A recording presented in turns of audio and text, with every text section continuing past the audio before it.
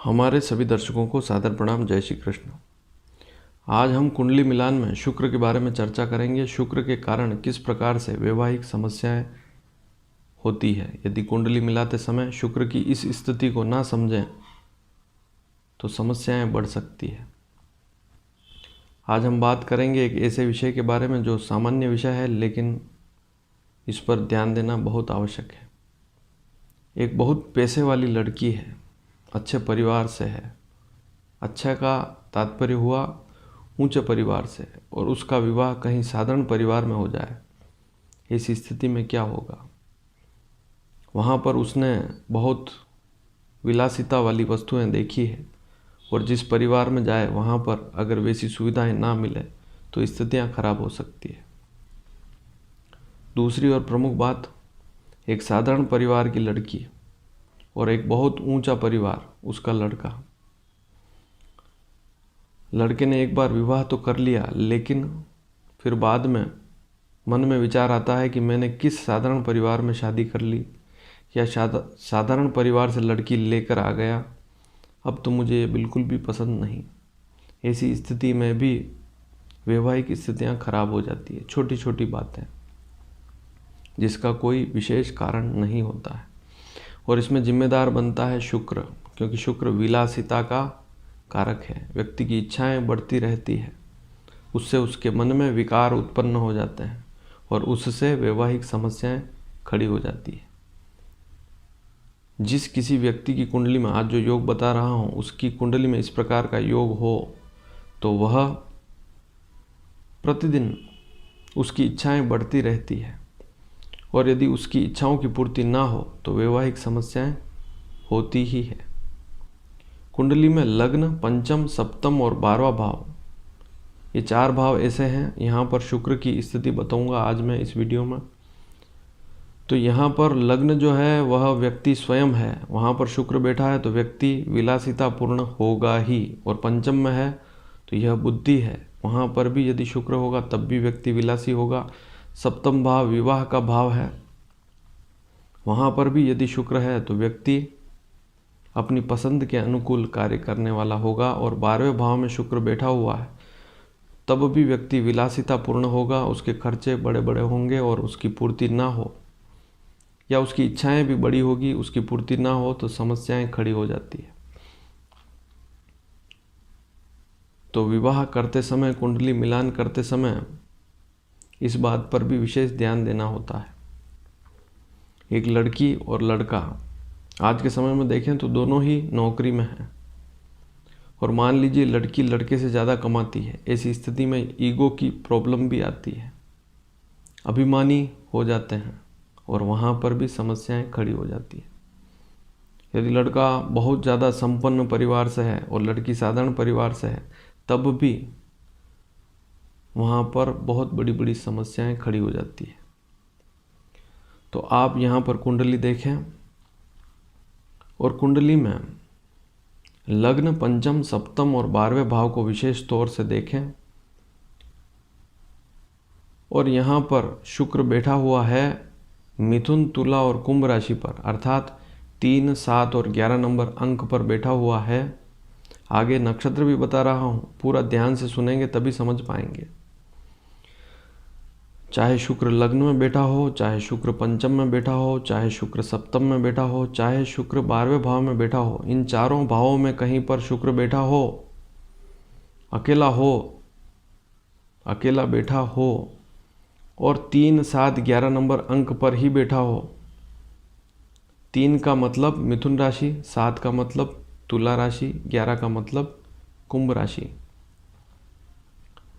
अब एक शर्त भी है इसमें, लग्न में, पंचम में, सप्तम में और 12वें भाव में शुक्र यदि राहु के नक्षत्र पर बैठा हो तो स्थिति थोड़ी सी गड़बड़ हो जाती है, और आज इसी योग के बारे में चर्चा कर रहे हैं।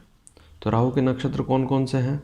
यदि शुक्र लग्न में, पंचम में, सप्तम में और 12वें भाव में मिथुन राशि पर हो और आर्द्रा नक्षत्र पर हो, ध्यान से देखें, आप अपनी कुंडली खोलें, लग्न कुंडली ही खोलनी है, और वहाँ पर आप प्लैनेट्स को भी देखें। हर ग्रह के आगे उसके अंश लिखे हुए होते हैं, उसका नक्षत्र भी लिखा हुआ होता है।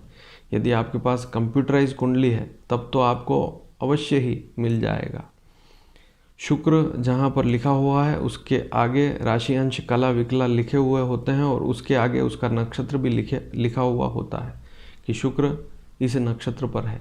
तो शुक्र यदि आर्द्रा नक्षत्र पर है तो वह मिथुन राशि और राहु के नक्षत्र पर होगा। ऐसी स्थिति में यह समस्या खड़ी हो जाती है। यदि शुक्र लग्न, पंचम, सप्तम और 12वें भाव में 7 नंबर तुला राशि पर बैठा हुआ है और स्वाति नक्षत्र जो कि राहु का नक्षत्र है उस पर बैठा हुआ है इन्हीं भावों में, तब भी ऐसी समस्या हो जाती है।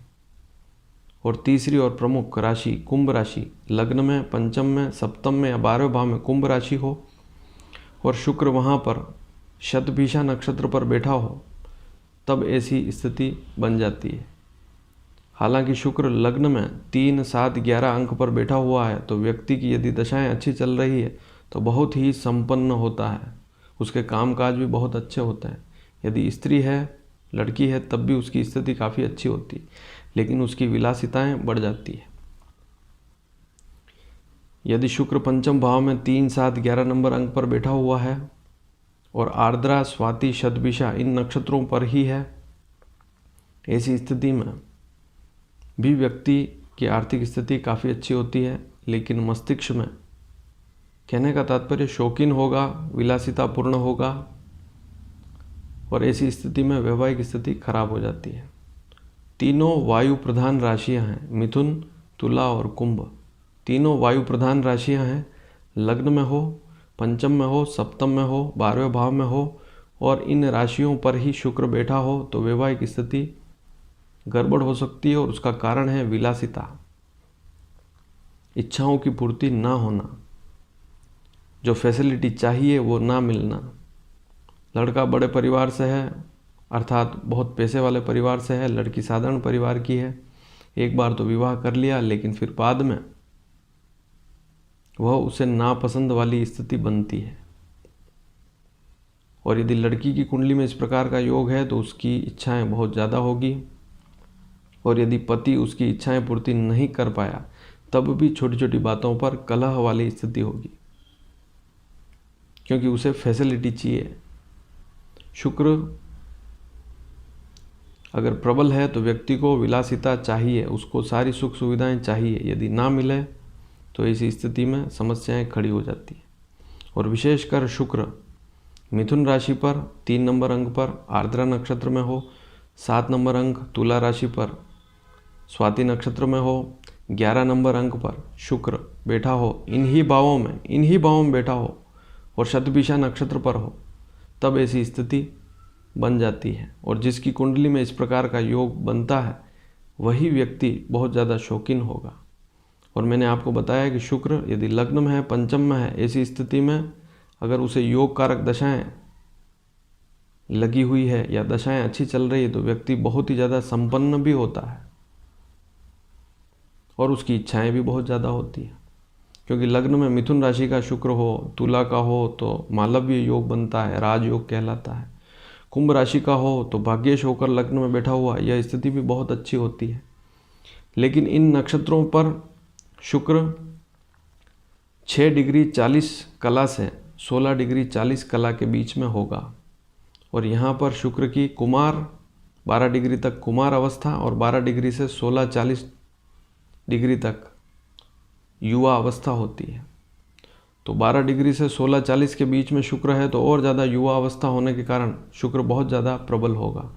लेकिन शुक्र के साथ सूर्य बैठ गया और शुक्र अस्त हो गया तो ऐसी स्थिति में तो समस्याएं तो रहेगी ही, लेकिन व्यक्ति की आर्थिक स्थिति पर इसका बुरा प्रभाव पड़ेगा।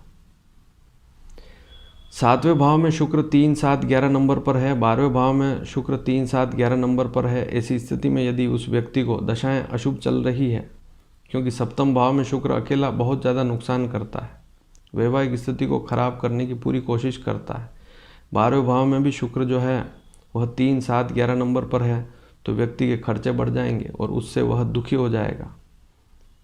और मान लीजिए उसका पति सक्षम नहीं है, किसी महिला की कुंडली में इस प्रकार का योग है और पति सक्षम नहीं है तो फिर क्या होगा आप समझें। और यदि पति की कुंडली में इस प्रकार का योग है और उसकी विलासिता बढ़ जाती है, उसका खान पान रहन सहन सभी में ज़्यादा खर्चे बढ़ते हैं, तब भी पत्नी दुखी हो जाएगी।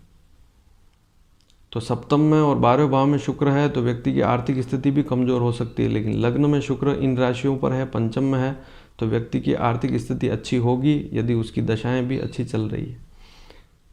हालांकि शुक्र 3, 7, 11 नंबर अंक पर कुंडली में कहीं पर भी हो और आर्द्रा मिथुन राशि, स्वाति तुला राशि, शतभिषा कुंभ राशि पर हो तो वैवाहिक स्थिति, कहने का तात्पर्य पति पत्नी में तनाव वाली स्थिति बढ़ती ही है और उसका कारण सुख सुविधाएं हैं। तो इस बात पर भी विशेष ध्यान दें। और भी कोई जानकारी चाहते हैं तो आप पूछेंगे तो मैं आपको अवश्य बताऊंगा। लेकिन शुक्र आनंद, आकर्षण, प्रेम, कामुकता, भोग विलासिता इन सभी का कारक है। और बहुत ज़्यादा बुरी स्थिति में हो, शुक्र के साथ राहु बैठ जाए तो और ज़्यादा खराब हो जाता है। फिर तो मान लीजिए अगर लड़के की कुंडली में इस प्रकार का योग है तो वह लड़की को, उसकी पत्नी को छोड़ देगा, धोखा दे देगा। तो इस बात पर विशेष ध्यान दें। कुंडली मिलाते समय शुक्र की इस स्थिति को अवश्य देखें। शुक्र लग्न में बैठा है तो व्यक्ति बहुत ज़्यादा लग्जरियस होता है, बहुत ज़्यादा शौकीन होता है और उसकी पूर्ति ना हो पाए तो फिर समस्याएं खड़ी हो जाती हैं। और आज के समय में यह समस्या बहुत ज़्यादा बढ़ चुकी है, इसलिए कुंडली में इन बातों पर ध्यान देना बहुत आवश्यक है। और भी कोई जानकारी चाहते हैं तो प्रश्न करेंगे, अवश्य बताऊंगा। धन्यवाद। जय श्री कृष्ण।